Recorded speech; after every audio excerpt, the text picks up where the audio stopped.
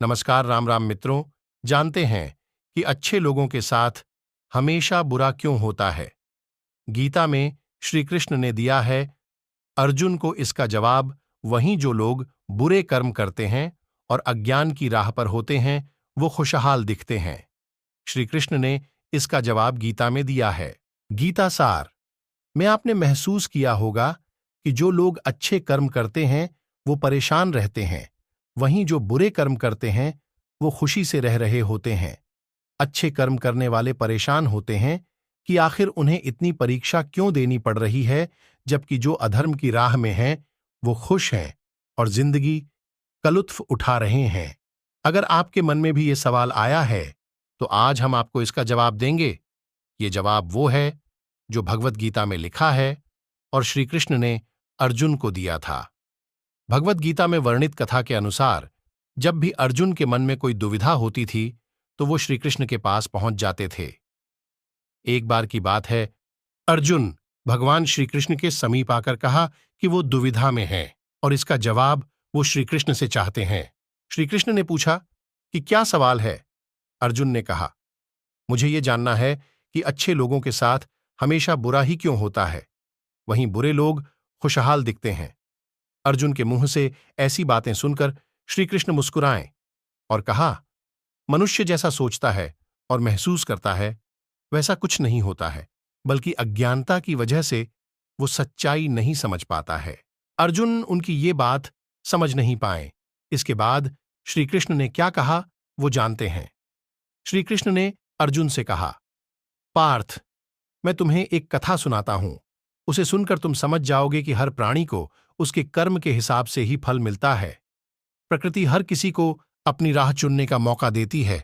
अब वो मनुष्य की इच्छा पर निर्भर करता है कि उसे धर्म की राह चुननी है या अधर्म की।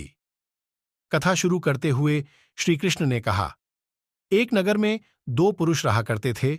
एक पुरुष व्यापारी था जिसके जीवन में धर्म की बहुत महत्ता थी। वो पूजा पाठ में यकीन रखता था।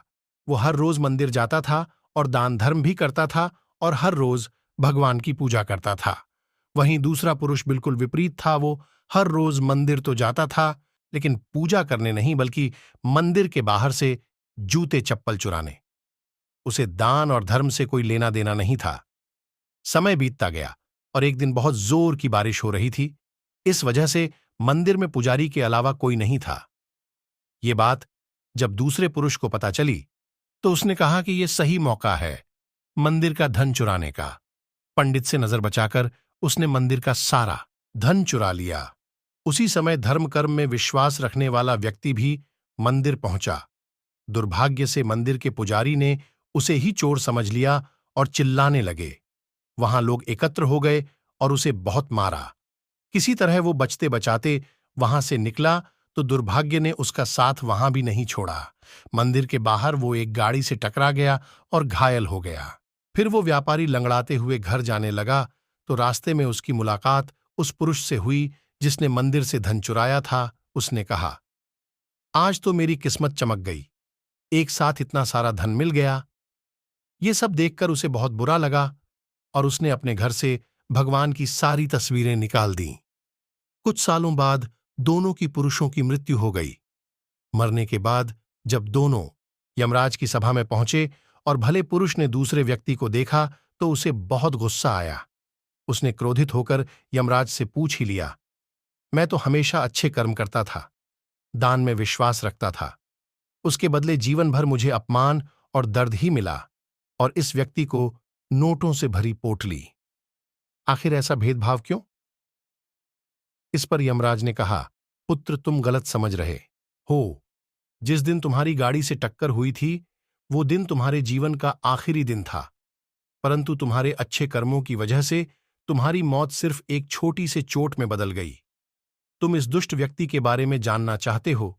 दरअसल इसके भाग्य में राजयोग था, मगर इसके कुकर्मों और अधर्म की वजह से वो सिर्फ एक छोटी सी धन की पोटली में बदल गया। कथा सुनाने के बाद श्री कृष्ण अर्जुन से कहते हैं, पार्थ, क्या अब तुम्हें तुम्हारे सवाल का जवाब मिल गया? ऐसा सोचना कि भगवान तुम्हारे कर्मों को नजरअंदाज कर रहे हैं, ये बिल्कुल भी सत्य नहीं है। भगवान हमें कब क्या किस रूप में दे रहा है, मनुष्य को समझ में नहीं आता है। मगर आप अच्छे कर्म करते रहें तो भगवान की कृपा हमेशा बनी रहती है। इसलिए अपने अच्छे कर्मों को बदलना नहीं चाहिए, क्योंकि उसका फल हमें इसी जीवन में मिलता है। इसलिए मनुष्य का फर्ज है कि वो हमेशा अच्छे कर्म करते रहें, क्योंकि श्री कृष्ण ने गीता में भी बताया है कि किसी के द्वारा किया गया कर्म बेकार नहीं जाता है, चाहे वो अच्छा हो या बुरा। मित्रों, ऐसी ही कहानी सुनने के लिए हमारे चैनल को सब्सक्राइब कर लें और वीडियो को लाइक कर लें।